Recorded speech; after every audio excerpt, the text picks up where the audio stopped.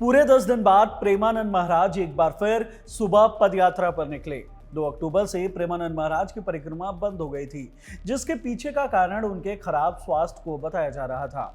लगातार ऐसे कई वीडियो सामने आ रहे थे जिसमें प्रेमानंद महाराज लेटे हुए दिखाई दे रहे थे, उनके शिष्य उन्हें घेरे हुए थे और वीडियो में उनकी हालत काफी खराब दिखाई दे रही थी। उनके आश्रम की ओर से उनके खराब स्वास्थ्य को लेकर लगातार स्टेटमेंट जारी किए जा रहे थे।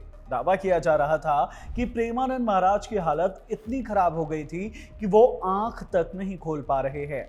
लेकिन 13 अक्टूबर को प्रेमानंद महाराज हमेशा की तरह एक बार फिर वृंदावन में परिक्रमा के लिए निकले और सभी अटकलों पर विराम लग गया। इस वीडियो में प्रेमानंद महाराज के हेल्थ अपडेट को लेकर बात करेंगे। पिछले दिनों में प्रेमानंद महाराज को लेकर क्या क्या बातें सामने आई हैं, कैसे अचानक उन्होंने परिक्रमा करना बंद कर दिया था, किस तरह से उनका इलाज किया गया और अब जब उन्होंने 10 दिनों बाद परिक्रमा शुरू की है तो क्या ये चलती रहेगी या फिर इसे रोक रोक कर चलाया जाएगा। इस वीडियो में इन सभी बातों पर विस्तार से चर्चा करते हैं। हेलो, मैं हिमांशु हूं और आप देख रहे हैं खबर गांव। प्रेमानंद महाराज वृंदावन के श्री कृष्ण शरणम सोसाइटी में रहते हैं। यहाँ पर उनके 2 फ्लैट मौजूद हैं। रोज सुबह 3 बजे प्रेमानंद महाराज इसी सोसाइटी से अपने शिष्यों के साथ पैदल निकलते हैं और 2 किलोमीटर दूर रमण रेती में मौजूद राधा केली कुंज आश्रम में इस यात्रा को खत्म करते हैं। इसे परिक्रमा यात्रा कहा जाता है। इसमें शामिल होने रोजाना हजारों फॉलोवर्स इकट्ठा होते हैं। रोजाना करीब 20,000 लोग यहाँ मौजूद होते हैं। वीकेंड पर भीड़ लाखों तक पहुंच जाती है, जबकि किसी बड़े त्योहार के दिन ये भीड़ 3 लाख तक हो जाती है। पिछले कई सालों से ये यात्रा चल रही है और लगातार पॉपुलर हो रही है। भीड़ लगातार बढ़ती जा रही है। पिछले कई सालों में ऐसे कई मर्तबे हुआ है जब स्वास्थ्य कारणों के चलते प्रेमानंद महाराज की ये परिक्रमा यात्रा कैंसिल की गई हो। ऐसा ही कुछ 2 अक्टूबर 2025 को भी हुआ। रात 12 बजे से लोगों की भीड़ परिक्रमा यात्रा पर जुटनी शुरू हो गई थी। हजारों लोग प्रेमानंद महाराज के दर्शन के लिए खड़े थे, लेकिन उस दिन वो परिक्रमा करने आए ही नहीं। टीम की ओर से संदेश आया कि प्रेमानंद महाराज की तबीयत खराब है, इसलिए महाराज यात्रा नहीं करेंगे। अगले दिन भी यात्रा नहीं हुई और उसके अगले दिन भी नहीं। टीम की ओर से कह दिया गया कि यात्रा अनिश्चित काल के लिए रोक दी गई है, यानी पता नहीं अब यात्रा कब होगी। ऐसे में प्रेमानंद महाराज के फॉलोअर्स के बीच उनके खराब स्वास्थ्य को लेकर तरह तरह की चर्चाएं शुरू हो गई। सोशल मीडिया पर कई सारे फेक वीडियोस वायरल होने लगे, जिसमें प्रेमानंद महाराज के पुराने वीडियोस को शेयर किया जाने लगा। ऐसे में बहुत से लोगों के मन में अनहोनी की आशंकाएं भी आने लगी, क्योंकि प्रेमानंद महाराज की दोनों किडनियां खराब है और वो डायलिसिस पर चल रहे हैं, यानी कि बीमारी छोटी मोटी नहीं है। लेकिन इस बीच टीम की ओर से संदेश आया कि प्रेमानंद महाराज की हालत अब सुधर रही है, अब वो आंखें खोलने लगे हैं। क्या बीमारी है प्रेमानंद महाराज को? जैसा कि मैंने वीडियो में पहले ही बताया, प्रेमानंद महाराज की दोनों किडनियां खराब हैं। उन्हें पॉलीसिस्टिक किडनी डिजीज की बीमारी है, जिसका पता उन्हें करीब 19 साल पहले साल 2016 में चला था, जब उन्होंने पेट में काफी तेज दर्द हुआ। इलाज कराने के लिए वो कानपुर के डॉक्टर के पास गए, जहां पता चला कि उन्हें किडनी की आनुवांशिक बीमारी है। ऐसे में प्रेमानंद महाराज दिल्ली पहुंचे और वहां के डॉक्टर से मुलाकात की। दिल्ली के डॉक्टर ने उन्हें पॉलीसिस्टिक किडनी डिजीज के बारे में बताया, साथ ही बताया कि उनको दोनों किडनियां खराब हो चुकी हैं। इसके बाद प्रेमानंद महाराज वापस वृंदावन लौट आए और वापस से राधा नाम की सेवा में जुट गए। भिक्षा मांगकर खाते और यहाँ के कुछ लोगों ने उनकी मदद भी की थी। धीरे धीरे प्रेमानंद महाराज पॉपुलर होते गए। अब उनके शिष्य और उनके भक्त उनके स्वास्थ्य का ख्याल रखते हैं। ऑस्ट्रेलिया से नौकरी छोड़कर वृंदावन आए डॉक्टर भी उनका डायलिसिस करते हैं।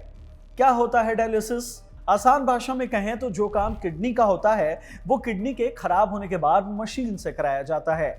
ये पूरा प्रोसेस 4 से 5 घंटे का होता है, जिसके बाद शरीर काफी कमजोर हो जाता है। किडनी हमारे खून में मौजूद गंदगी, अतिरिक्त लिक्विड, एक्स्ट्रा सोडियम, मैग्नीशियम जैसी चीजों को साफ करता है। लेकिन जिसकी किडनी काम करना बंद कर देती है, उसके लिए ये काम डायलाइजर करता है।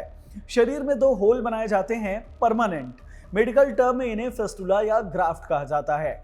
यहाँ से पाइप के जरिए खून को डायलाइजर तक पहुंचाया जाता है। डायलाइजर में मौजूद हजारों रेशे खून में मौजूद अपशिष्टों को साफ कर देते हैं और फिर दूसरे पाइप के जरिए साफ खून को वापस शरीर में छोड़ दिया जाता है। ये दोनों काम साइमल्टेनियसली होते हैं, यानी कि एक तरफ खून निकाला जाता है, उसे साफ किया जाता है और उसी वक्त दूसरी तरफ उस साफ खून को वापस शरीर में छोड़ दिया जाता है।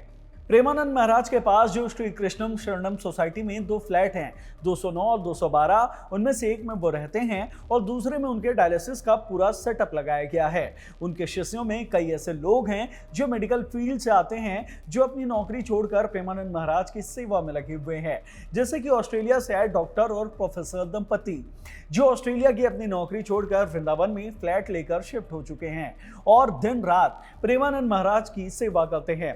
पहले उनका डायलिसिस कभी कभी होता था, लेकिन फिर वो हफ्ते में एक बार होने लगा। अब कभी 3 दिन में, कभी 5 दिन में और कभी कभी हर रोज होता है। अभी जो पिछले 10 दिनों से प्रेमानंद महाराज बाहर नहीं आए थे लोगों के बीच, तो बताया जा रहा था कि हर रोज उन्हें इसी डायलिसिस के प्रोसेस से गुजरना पड़ रहा था। मथुरा के नेफ्रोलॉजिस्ट डॉक्टर आशीष शर्मा बताते हैं कि हकीकत यह है कि हफ्ते में जितनी डायलिसिस होंगी, स्वास्थ्य उतना बेहतर रहेगा। आप हर रोज भले ही 1 से 1.5 लीटर पेशाब करते हो, लेकिन उसको बनाने के लिए किडनी को 180 लीटर ब्लड साफ करना पड़ता है। 2 अक्टूबर को जब प्रेमानंद महाराज ने परिक्रमा बंद की थी, उसके कुछ दिनों तक वो प्रवचन भी करते रहे, लेकिन हालत और ज्यादा खराब हुई तो उन्होंने प्रवचन करना या फिर लोगों से मिलना जुलना भी बंद कर दिया। जैसे कि मैंने वीडियो में ऊपर बताया था, डायलिसिस का प्रोसेस काफी थकाऊ होता है। 4 से 5 घंटे तक के प्रोसेस के बाद इंसान थक जाता है, काफी नींद की जरूरत होती है। ऐसे में प्रेमानंद महाराज के कई फॉलोअर्स उन्हें किडनी दान करने की इच्छा भी जता चुके हैं, लेकिन उन्होंने हर बार इससे इनकार किया है। बॉलीवुड एक्ट्रेस शिल्पा शेट्टी और उनके पति राज कुंद्रा भी प्रेमानंद महाराज के फॉलोअर्स हैं। राज कुंद्रा ने बीते दिनों प्रेमानंद महाराज को अपनी एक किडनी दान करने की इच्छा जताई थी।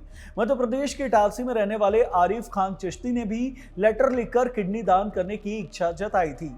आरिफ ने प्रेमानंद महाराज को हिंदू मुस्लिम एकता का प्रतीक बताया था। श्री कृष्ण जन्मभूमि और शाही ईदगाह केस के मुख्य याचिकाकर्ता दिनेश फलाहारी बाबा ने भी प्रेमानंद महाराज को एक किडनी देने की बात कह चुके हैं, लेकिन हर बार प्रेमानंद महाराज की ओर से इनकार ही आता है। उन्होंने अपनी दोनों खराब किडनी का नाम राधा और कृष्ण रख दिया है। वो अपने प्रवचन में कहते हैं कि मैंने इन्हें राधा कृष्ण को सौंप दिया है, अब जो होगा वो उनकी इच्छा से होगा। चलिए, लगे हाथों आपको प्रेमानंद महाराज के बचपन से लेकर प्रसिद्ध संत बनने तक की भी कहानी सुना देते हैं। प्रेमानंद महाराज का कानपुर के नरवल स्थित अखरी गांव में जन्म हुआ था।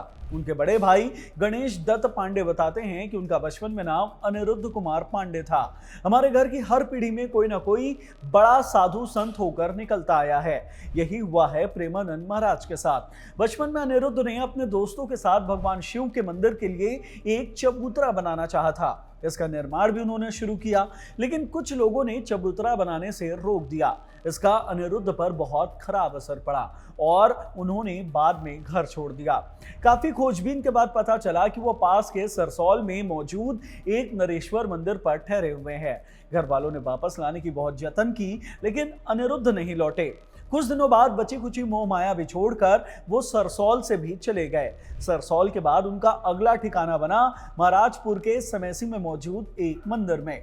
फिर कानपुर के बिठूर मंदिर में भी आ गए, जहां से उनका अगला पड़ाव बना काशी। काशी में करीब 15 महीने बिताए। वहां गुरु गौरी शरण महाराज से गुरु दीक्षिणा ली। तुलसी घाट पर पूजा करते और रोज 3 बार गंगा स्नान करते।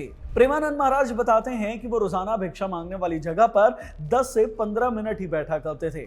अगर भिक्षा मिल गई तो ठीक, नहीं तो फिर गंगा जल पीकर ही रह जाते थे। वाराणसी के बाद वो वृंदावन पहुंचे, राधा नाम का जप करने लगे। धीरे धीरे लोगों को उनकी बातें अच्छी लगने लगी। प्रवचन सुनने वालों की भीड़ बढ़ने लगी। आज देश विदेश से लोग उनके दर्शन करने वृंदावन पहुंचते हैं। घंटों लाइन लगाकर उनके परिक्रमा में शामिल होते हैं। पिछले 10 दिनों से प्रेमानंद महाराज की तबीयत ज्यादा खराब हो गई थी। खराब किडनी के साथ चल रहे प्रेमानंद महाराज के फॉलोअर्स निराश हो गए थे, लेकिन अब 13 अक्टूबर की सुबह हुई यात्रा के बाद उनके फॉलोअर्स में दोबारा जोश दिखाई दे रहा है। तो ये थी प्रेमानंद महाराज की कहानी। उनके बीमारी को लेकर अब तक जो भी अपडेट सामने आए हैं, हमने आपको बता दिया। उनकी परिक्रमा चालू रहेगी या नहीं, वो उनके स्वास्थ्य पर निर्भर करता है। उनकी टीम की ओर से आगे जो भी संदेश आएंगे, हम आपको बताते रहेंगे। इस वीडियो में इतना ही। धन्यवाद।